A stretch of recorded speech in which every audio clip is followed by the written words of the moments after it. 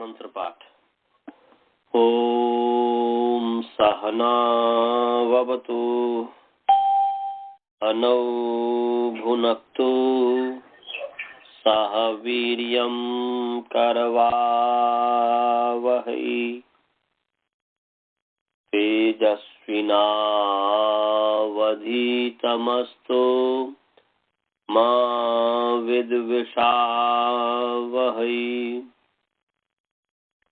ओम येन धौता गिरा पुंसां विमलैः शब्दवारिभिः तमश्चाज्ञानजं तस्मै पाणिनये नमः। वाक्यकारं वरुरुचिं भाष्यकारं पतञ्जलिं पाणिनि सूत्रकारं च प्रणतोऽस्मि मुनित्रयम्। ओम शांतिः शांतिः शांतिः। सभी को सादर नमस्ते। आइए आप सभी का जो है स्मृति पाठ में स्वागत है। कुछ कारण विशेष से बीच में पाठ बंद हो गया था, क्षमा करेंगे उसके लिए। आगे चलिए। ये आज जो है दूसरा अध्याय तीसरा पाद का 30 नंबर सूत्र है, 30वां नंबर सूत्र है 38। षष्ठ्यतसर्थ प्रत्ययेन, ये सूत्र है, निकाल लीजिएगा।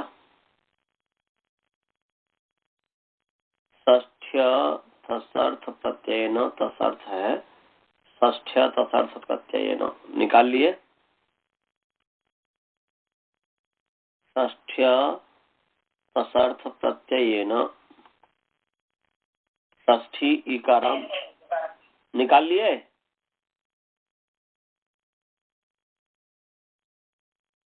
बसदा जी निकाल लिए? जी आचार्य जी।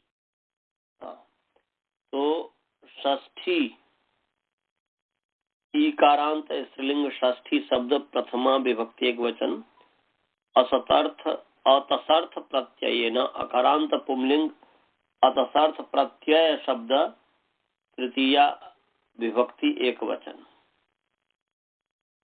अब समास है अतसः अर्थः अतसर्थः, अवधि करके तो अतसो अर्थः अतसर्थः षष्ठी तत्पुरुष समास। अब जो है अतसर्थे प्रत्ययः इति अतसर्थ प्रत्ययः सप्तमी तत्पुरुष समास। तो अतसे अतसर्थे प्रत्ययः, अतस अर्थ में जो प्रत्यय है वो अतसर्थ प्रत्यय कहलाया। तो अतसर्थे प्रत्ययः अतसर्थ प्रत्ययः तस्मिन् अतसर्थ प्रत्यय तेन अतसर्थ प्रत्ययेन, अतसर्थ प्रत्यय अतस अर्थ में प्रत्यय के द्वारा या उसके योग में उसके साथ युक्त शब्द में, ऐसा। तो इसको पूरा कहेंगे तो जगह षष्ठी तत्पुरुष गर्भ सप्तमी तत्पुरुष समास। अर्थ क्या हो गया जी? अतसर्थ प्रत्ययेन युक्ते शब्दे षष्ठी विभक्तिर भवति। ऊपर से अनुवृत्ति किसी की आ ही नहीं रही है, इसमें केवल जो है षष्ठी है ही। तो अतसर्थेन प्रत्ययेन युक्ते शब्दे षष्ठी विभक्तिर भवति, माने अतसर्थ, अतस जो अतस का जो अर्थ है उस अर्थ में जो प्रत्यय है, अतस अर्थ में जो प्रत्यय है उसके साथ संयुक्त, उसके साथ युक्त। तो प्रत्यय के साथ क्या होगा? प्रत्यांत के साथ होगा। तो प्रत्यय ग्रहणित अंत ग्रहणम, तो पूरा इसका सही जो मीनिंग हुआ, अर्थ हुआ, अतसर्थ प्रत्ययांतेन पदेन युक्ते शब्दे षष्ठी विभक्ति भवति। ये अर्थ हुआ कि मन अतसर्थ प्रत्यांत पद, अतसर्थ अतस अर्थ में जो प्रत्यय, वह प्रत्यय अंतावयव है जिस समुदाय के, उसके साथ संयुक्त जो शब्द है, युक्त जो शब्द है, उसमें षष्ठी विभक्ति होती है। ये अर्थ हुआ। उदाहरण है जैसे दक्षिण तो ग्रामस्य आगतो देवदत्तः, उत्तर तो ग्रामस्य आगतो यजदत्तः, पुरस्तात् ग्रामस्य नदी वहति, उपरि ग्रामस्य कादम्बिनी प्रयाति, उपरिष्टात् ग्रामस्य सौदामिनी विराजते। ये सब वाक्य है। परंतु उसमें यह है कि दक्षिण तो ग्रामस्य, उत्तर तो ग्रामस्य, पूर्व ग्रामस्य, पुरस्तात् ग्रामस्य, उपरि ग्रामस्य, उपरिष्टात् ग्रामस्य। तो अब अतस अर्थ में जो प्रत्यय, तो अतस अर्थ क्या है इसको समझना है। अतस अर्थ जो है ये पंचम अध्याय तृतीय पाद का 28 नंबर सूत्र निकाल लीजिए, 5-3-28। पंचम अध्याय तीसरे पाद का 28 नंबर सूत्र निकाल लीजिए। निकाल लिए 5-3-28 सूत्र है। हाँ, दक्षिणोत्तराभ्याम अतसुच। तो दक्षिणोत्तराभ्याम अतसुच, ये दक्षिणोत्तराभ्याम अकारांत पुंलिंग दक्षिणोत्तर शब्द, पंचमी विभक्ति द्विवचन।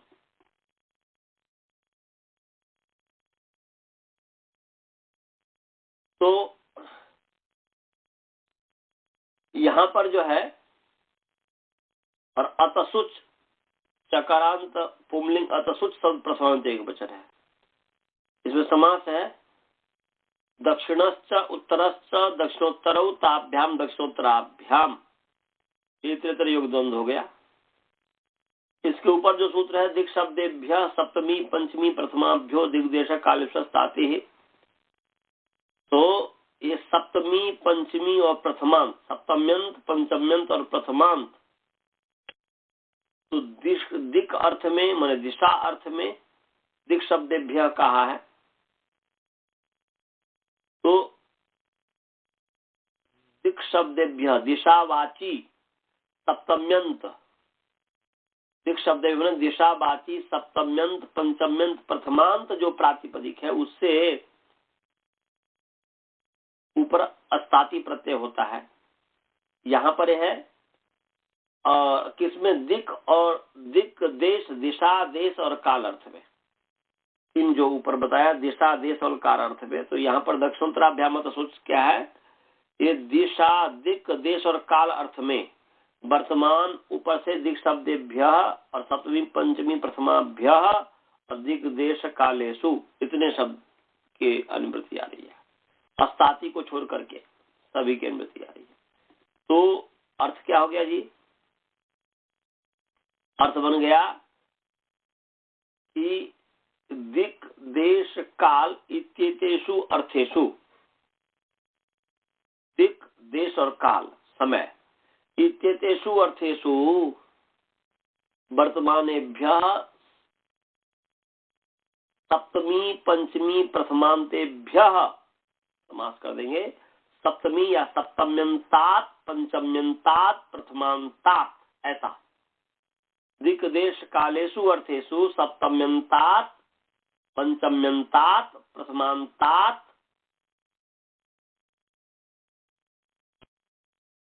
दिग्वाचिनः प्रातिपदिकात् अतसुच प्रत्ययो भवति। अर्थात अतसुच प्रत्यय होता है, स्वार्थ में होता है, अर्थात उसी में एक तो दिशा, देश और काल, इन तीनों अर्थ में, दिशा, देश और काल अर्थ में दिशावाची जो शब्द है सप्तम्यंत, पंचम्यंत, प्रथमांत, उससे अतसुच प्रत्यय होता है। तो अतसुच प्रत्यय किस अर्थ में हुआ? जो किस अर्थ में हुआ? एक अतसुच प्रत्यय एक हुआ कि दिशा, देश और काल अर्थ में। एक तो दिशा को बताएगा, देश को बताएगा, स्थान या समय को बताएगा। एक दूसरी बात कि सप्तम्यंत, पंचम्यंत और प्रथमांत कहा है, तो ये भी एक अर्थ हो गया। अतसुच जो प्रत्यय हुआ, अतसुच का अतस बचता है। अतसुच में चौक की हलंत्यम से संज्ञा, ऊ के उपदेशी जनस की संज्ञा, तो तस लोपा सर्वलोपा, तो अतस बनता है। अतस, उसी अतसर्थ। तो अतस का क्या अर्थ हुआ? अतस का अर्थ हुआ, एक तो अर्थ हुआ सप्तमी, पंचमी, प्रथमा, एक ही अर्थ हुआ। और दूसरा दिशा, देश और काल अर्थ में तो है ही, दिशा, देश और काल अर्थ में। तो अर्थ बन गया सप्तमी, पंचमी, प्रथमांताभ्याम, क्योंकि यहाँ पर द्विवचन है। तो सप्तमी, पंचमी, प्रथमांताभ्याम, दक्षिणोत्तराभ्याम, प्रातिपदिकाभ्याम अतसुच प्रत्ययो भवति दिक्, देश, कालेषु अर्थेषु। दिशा, देश और काल अर्थ में वर्तमान, सप्तम्यंत, पंचम्यंत, प्रथमांत, दक्षिण और उत्तर प्रातिपदिक जो शब्द है उससे परे अतसुच प्रत्यय होता है। तो यहाँ पर जैसे दक्षिण शब्द है, तो दक्षिण शब्द से यहाँ पर अतसुच किया तो दक्षिण तस, स को विसर्ग दक्षिण तह बना। तो जब सप्तम्यंत से करेंगे अतसुच प्रत्यय, तो दक्षिणता का अर्थ दक्षिण दिशा में, ऐसा अर्थ हो जाएगा। दक्षिण तो वसती यहाँ पर दिया है, तो अर्थ क्या हुआ जी? दक्षिण दिशा में बसता है। ये सप्तम्यंत दिशा अर्थ को भी कर रहा है, दक्षिण दिशा में या दक्षिण देश में, देश अर्थ को कह रहा है। दक्षिण दिशा में बसता है या दक्षिण देश में बसता है, दक्षिण तरफ, दक्षिण की ओर बसता है। तो ये देश को भी बता रहा है, स्थान को भी बता रहा है और दिशा को भी बता रहा है। क्या आपके इंटेंशन है, क्या विचार है, क्या अर्थ लेना चाहते हैं, उस पर निर्भर होता है। दक्षिण तो बसती का दक्षिण दिशा में बसता है, ऐसा भी अर्थ हो सकता है। और दक्षिण तो बसती का दक्षिण क्या बोलते हैं, दक्षिण देश में बसता है, दक्षिण की ओर बसता है, दक्षिण देश में बसता है, ऐसा भी अर्थ हो सकता है।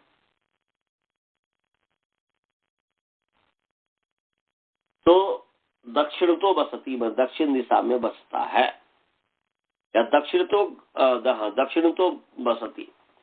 ऐसे ही उत्तर तो बसती, उत्तर दिशा में बसता है।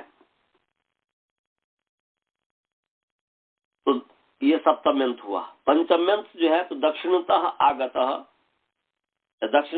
आगतः देवदत्तः, ग्रामस्य दक्षिणतः आगतः देवदत्तः। देवदत्त जो है गांव के दक्षिण से आया, यहाँ पर पंचम्यंत हो गया, दक्षिण से आया। उत्तर तो ग्राम से आगतो यदत्त, यदत्त जो है गांव के उत्तर से आया। ऐसे पुरस्ताद ग्राम से नदी बहती, अस्ताति प्रत्यय जो किया है, यदि पुरस्ताद, हालांकि इसका पुरस्ताद का है ही नहीं, उदाहरण है ही नहीं है, ये तो अतसुच का है, इसलिए पुरस्ताद मैंने ठीक नहीं किया। तो यहाँ पर बस दो ही होगा, दक्षिणता उत्तरता। तो पंचम्यंत से हुआ दक्षिणतः आगत, मैंने ग्राम से दक्षिणतः आगत देवदत्त। देवदत्त है गांव के दक्षिण से आया, और उत्तरतः आगत देवदत्त, ग्राम से उत्तरतः, गांव के उत्तर से देवदत्त आया। ये पंचम्यंत हुआ। और प्रथमांत, प्रथमांत जो प्रातिपदिक है, प्रथमांत जो प्रातिपदिक है, तो दक्षिण तो रमणीयम प्रथमांत प्रातिपदिक में, तो दक्षिण तो रमणीयम, दक्षिण दिशा रमणीय है, यह अर्थ हुआ। दक्षिण तो रमणीयम, दक्षिण दिशा रमणीय है।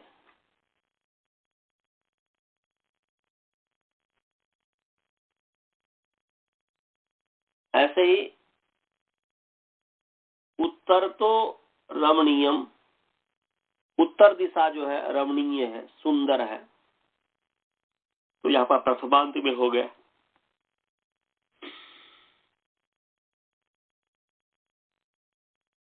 तो यहाँ पर दक्षिणोत्तराभ्याम अतसुच से जो है अतसुच अतसर्थ प्रत्यय, अतस अर्थ हुआ है, अतसुच अर्थ हुआ है, अतसुच प्रत्यय हुआ है।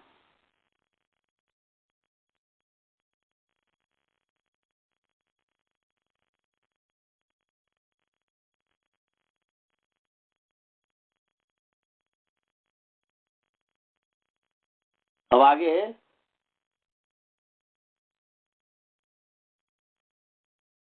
यहाँ पर जो उदाहरण जो दिया है प्रथम वृत्तिकार जो उदाहरण दिया है, वो उदाहरण जो है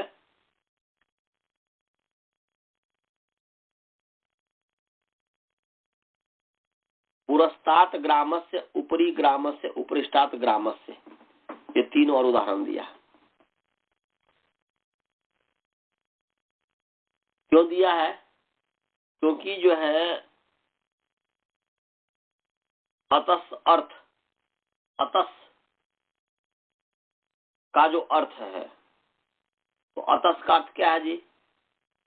अतस का अर्थ दिग दिशा काल अर्थ में है, अतस प्रत्यय। तो दिग दिशा काल अर्थ में वर्तमान जो दिशावाची सप्तम्यंत पंचम्यंत और पंचम्यंत और प्रथमांत प्रातिपदिक से जो है अतस होता है। तो अतस इन अर्थों में होता है। तो ऊपर आप देखेंगे, इसी के ऊपर जो है दिक् शब्देभ्य सप्तमी पंचमी प्रथमाभ्यो दिग्देश काले अस्ताति है, तो वहां पर जो अस्ताति प्रत्यय हुआ है वो भी उसी दिशा माने दिशा देश और काल अर्थ में वर्तमान जो सप्तम्यंत पंचम्यंत और प्रथमांत जो प्रातिपदिक है उसे अस्ताति, अर्थात दोनों जो है अस्ताति प्रत्यय भी उसी अर्थ में हुआ है जिस अर्थ में हुआ है, ये ध्यान रखना है।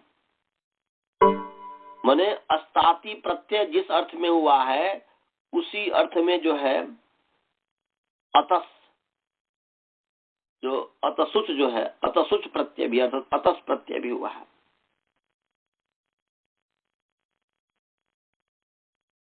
तो यहाँ पर उसको ध्यान में रख करके, क्योंकि अतस अर्थ, अतस का जो अर्थ है और अस्ताति का जो अर्थ है, दोनों के अर्थ में भेद नहीं है, माने अभेद संबंध है। तो अभेद संबंध होने के कारण अस्ताति का भी वही अर्थ, अतस का भी वही अर्थ। बस अंतर इतना ही है कि अस्ताति जो है दिशा देश और काल अर्थ में वर्तमान दिशावाची सप्तमांत पंचमांत प्रथमांत जो है उससे अस्ताति कहा है। तो यहाँ पर जो है दिशावाची जो है तो पुरस्तात् ग्रामस्य, पूर्व ग्रामस्य, उपरी ग्रामस्य, उपरिष्टात् ग्रामस्य। तो गांव के पहले पूर्व ग्रामस्य जो हुआ, गांव के पहले पुरस्तात् ग्रामस्य, गांव के पहले से,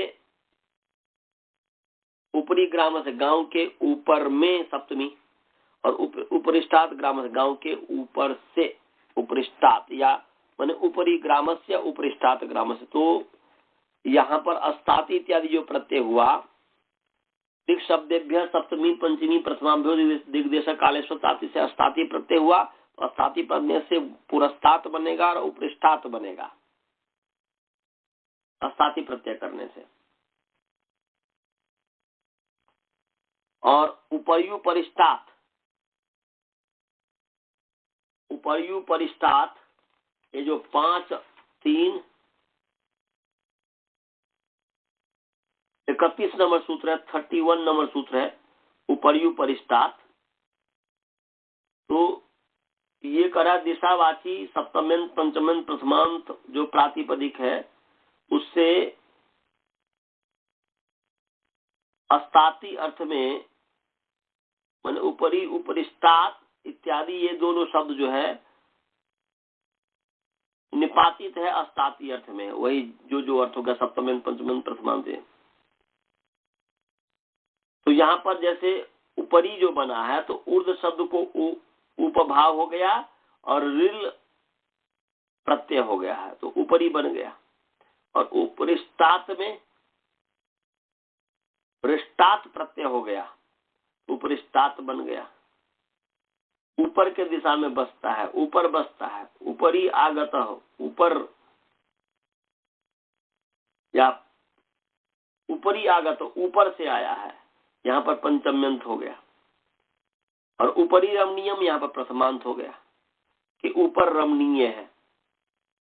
उपरिष्टात् बसती, ऊपर बसता है, उपरिष्टात् आगत ऊपर से आया है, उपरिष्टात् रमणीयम ऊपर रमणीय है।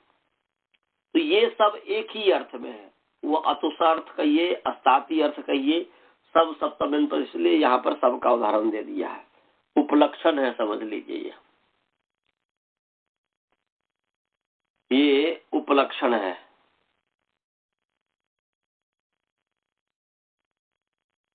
समझ गया जी?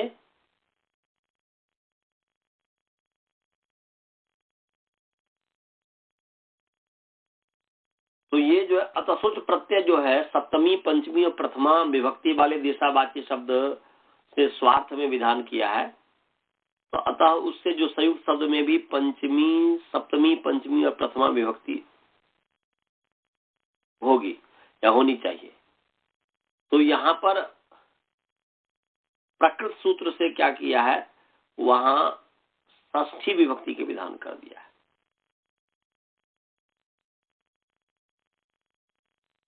षष्ठी विभक्ति का विधान कर दिया। तो यहाँ पर ये षष्ठी ग्रामस से जो है दक्षिण के योग में ग्रामस में षष्ठी हुआ है, उत्तर के योग में ग्रामस में षष्ठी हुआ है, पूरब के योग में ग्रामस में षष्ठी हुआ है, पुरस्ताद के योग में ग्रामस में षष्ठी हुआ है, ऊपरी के योग में ग्रामस में षष्ठी हुआ है, उपरिष्ठाद के योग में ग्रामस में षष्ठी हुआ है। ये आगे है एनपा द्वितीया।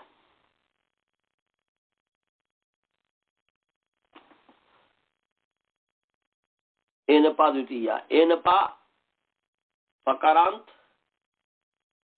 पुंलिंग एनप शब्द द्वितीया विभक्ति एक वचन, द्वितीया आकारांत स्त्रीलिंग द्वितीया शब्द प्रथमा विभक्ति एक वचन है। एनप प्रत्यय है, प्रत्यय ग्रहण तो ग्रहण इसलिए हो जाएगा एनप प्रत्यांतेन तृतीया युक्ते शब्दे द्वितीया विभक्ति भवति विभक्तिर भवति। ऊपर से पूर्व सूत्र जो है उससे षष्ठी विभक्ति प्राप्त थी पूर्व वाले सूत्र से, इसके द्वारा द्वितीया का विधान कर दिया। कैसे? तो आप वहीं पर जो है इन बनित रस्या मधुरे पंचम्या आप यदि देखते हैं, ये जो 5 3 35 नंबर सूत्र है, 35 नंबर सूत्र है, 5 3 35 एन बनित रस्या मधुरे पंचम्या, ये एन प्रत्यय करता है विकल्प से, एन प्रत्यय सप्तमी पंचमी और प्रथमांत जो प्रातिपदिक है। तो ये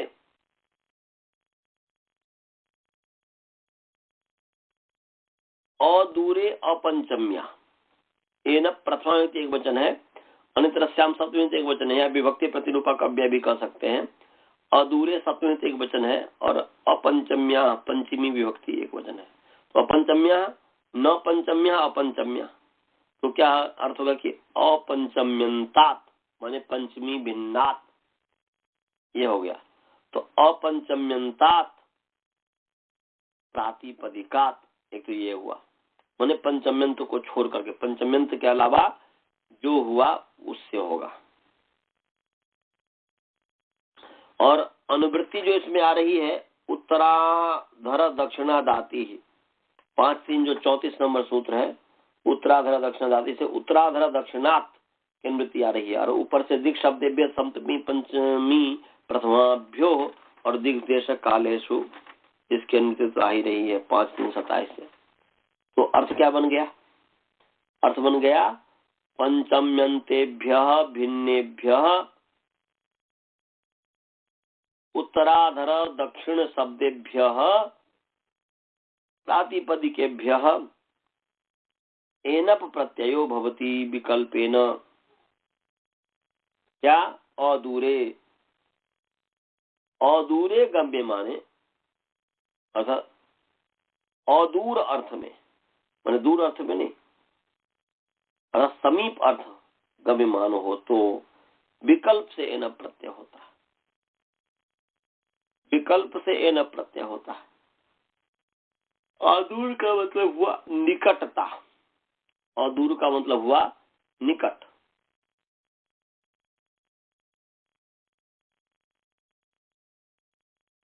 तो अदूर अर्थ में वर्तमान, अर्थात समीप अर्थ में करने का प्रयोग हुआ कि समीप अर्थ में वर्तमान जो सप्तम्यंत पंचम्यंत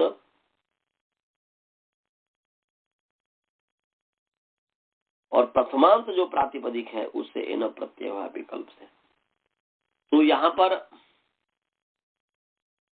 दक्षिणेन ग्रामम गुरुकुलम,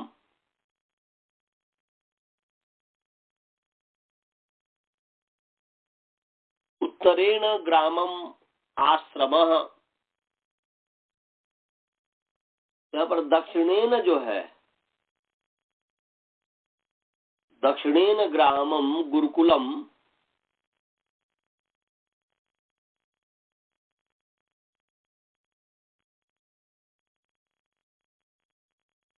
यहाँ पर दक्षिण शब्द है। जब सप्तम्यंत से करेंगे, सप्तम्यंत से, तो सप्तम्यंत तृतीयांत और प्रथमांत 3 कहा है, सप्तम्यंत से करेंगे तो दक्षिण गी और एनप हो गया सप्तम्यंत में, तो दक्षिण एन हो गया। और पूर्ण रूप कर दीजिए दक्षिणेन, ऐसा हुआ। तो यहाँ पर दक्षिणेन तृतीया नहीं है, सो ध्यान रखेंगे। दक्षिणेन ग्रामम गुरुकुलम में गुरुकुल जो है दक्षिण दिशा में है, ये अर्थ हुआ कि अर्थात दक्षिण समीप अर्थ में, दूर अर्थ में नहीं। तो दक्षिणेन ग्रामम गुरुकुलम हुआ तो गांव के दक्षिण दिशा में गुरुकुल है, गांव के दक्षिण दिशा में समीप निकट ही गुरुकुल है, दूर नहीं गुरुकुल है, ये अर्थ हुआ। तो सप्तम्यंत से जो है, सप्तम्यंत जो दक्षिण जो सप्तम्यंत था उससे एनप प्रत्यय हुआ, एनप का एन बचा दो, दक्षिणे न बन गया, दक्षिणे न सुआकर दक्षिणे, दक्षिणे न, ठीक है, दक्षिणे न बन गया। और उसके आगे सप्तमी ले आइए और सप्तमी का लोप कर दीजिए, विभक्ति प्रतिलोपक अव्यय है सुपाम सुलुक से, तो दक्षिणे न हो गया। तो दक्षिण दिशा में किसके? ग्रामम दक्षिण, गांव के दक्षिण दिशा में गुरुकुल है। तो यहाँ पर विकल्प से, यहाँ पर द्वितीय विभक्ति मैंने विकल्प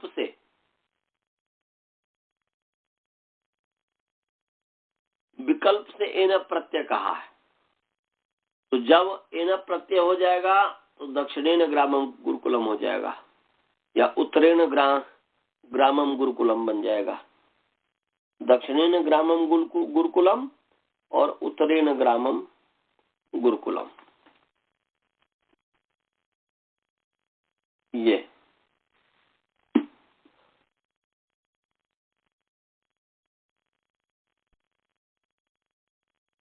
तो गांव के दक्षिण दिशा में गुरुकुल है, ये तो यहाँ पर सप्तम्यंत कह रहा है। उत्तरेण ग्रामम आश्रम, गांव के उत्तर में, उत्तर दिशा में आश्रम है। तो यहाँ पर पूर्व सूत्र से, पूर्व जो सूत्र है उससे षष्ठी प्राप्त थी। तसर्थ प्रत्यय न जो है, क्योंकि अतसर्थ में है, अतस अर्थ में है। अतस का क्या अर्थ है? सप्तमंत, पंचमंत, प्रथमांत, तो अतसर्थ में है, अतसुच प्रत्यय हुआ है। तो यहाँ पर षष्ठी प्राप्त थी इसके योग में गांव में, परंतु विकल्प से यहाँ पर कहा है, इसलिए एक बार जो है दक्षिणेन ग्रामम हुआ, उत्तरेण ग्रामम हुआ। तो जिस पक्ष में एन प्रत्यय होगा वो दक्षिणेन ग्रामम, उत्तरेण ग्रामम हो जाएगा। और जिस पक्ष में एन प्रत्यय नहीं होगा, जिस पक्ष में एन प्रत्यय नहीं होगा उस पक्ष में क्या हो जाएगा जी? उस पक्ष में जो है अस्ताति, जैसे पुरस्कार इत्यादि अभी जो बनाए थे,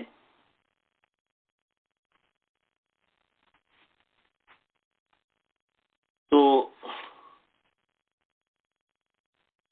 अतसुत अर्थ इत्यादि, अतसुत जो जिस जिस अर्थ में आया है वह सभी लिया जाएगा।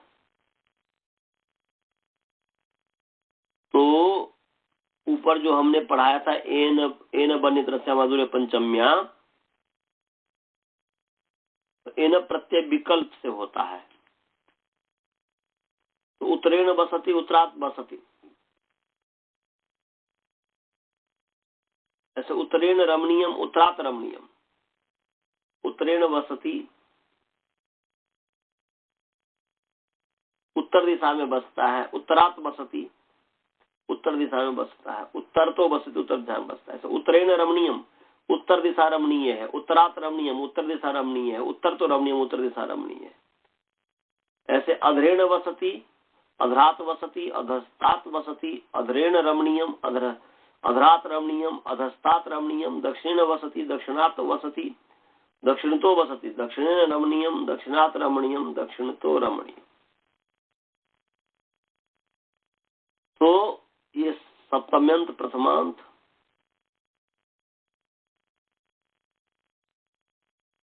और पंचम्यंत, इन तीनों से यहाँ पर प्रत्यय हुआ है। परंतु यहाँ जो है एनपा द्वितीया जो कहा है कि एनप प्रत्यांत के योग में द्वितीया होती है, तो एनप प्रत्यांत के योग में यहाँ पर द्वितीया हो गई, षष्ठी प्राप्त था, द्वितीया कर दिया यहाँ पर। षष्ठ सतर्थ प्रत्यय से षष्ठी विभक्ति प्राप्त थी, इसने जो है द्वितीय विभक्ति कर दिया। समझ गया जी? आगे तृतीय और पंचमी विभक्ति के लिए पृथक विना नाना भी तृतीयान्यतरस्याम, पृथक विना नाना भी आकारांत पुंलिंग पृथक विना नाना शब्द तृतीया विभक्ति बहुवचन, तृतीया आकारांत स्त्रीलिंग तृतीया शब्द तत्सम एक वचन है, अन्यतरस्याम अव्यपद है। समास क्या है जी? पृथक च विना च नाना च इति पृथक विना नाना,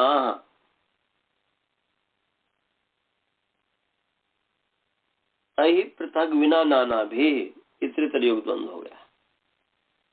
अर्थ क्या बन गया जी? पृथक विना नाना भी शब्दे युक्त, पृथक विना नाना भी ही युक्ते शब्दे विकल्पेन अन्यतरस्याम तृतीया विभक्तिर्भवति।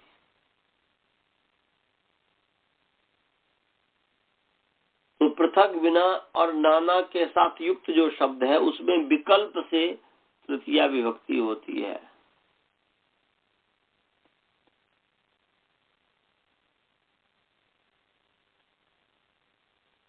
तो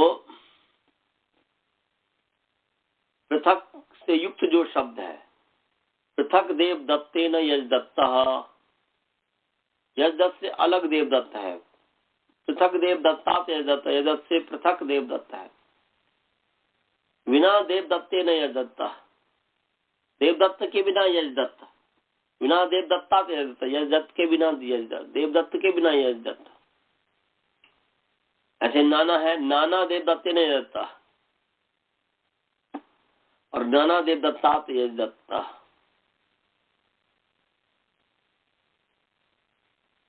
तो यहाँ पर पृथक बिना नाना भी, पृथक बिना नाना इत्येतैः योगे तृतीया विभक्ति विकल्पेन अन्यतरस्याम्। जैसे उदाहरण दिया है, पृथक ग्रामेण,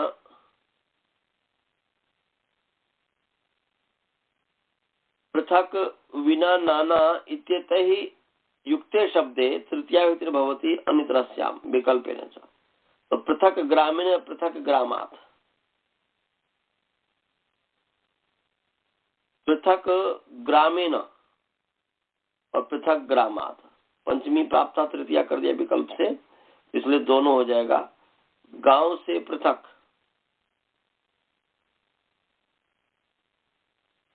पृथक ग्रामात्, गांव से पृथक, विना घृतेन विना घृतात्, तो घृत के बिना तृतीया और पंचमी, ये तृतीया हुई है विना के योग में, और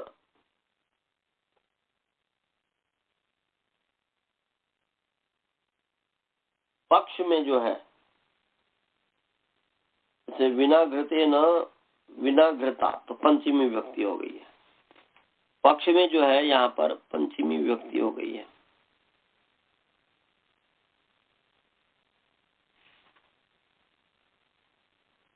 चलिए जी, तो और कोई विशेष नहीं है, इतने ही पाठ रहने दीजिए, इतने रहने दीजिए, नींद आ रही है, कल पढ़ाएंगे। इसमें कोई शंका हो तो पूछिए। नहीं आचार्य जी। कुछ दिन तक इसी तरीके से पाठ चलेगा, इसलिए क्षमा करेंगे, कुछ दिन की बात है। इसके पश्चात फिर जो है पाठ जैसे चल रहा था वैसे चलेगा। चलिए मंत्र पाठ।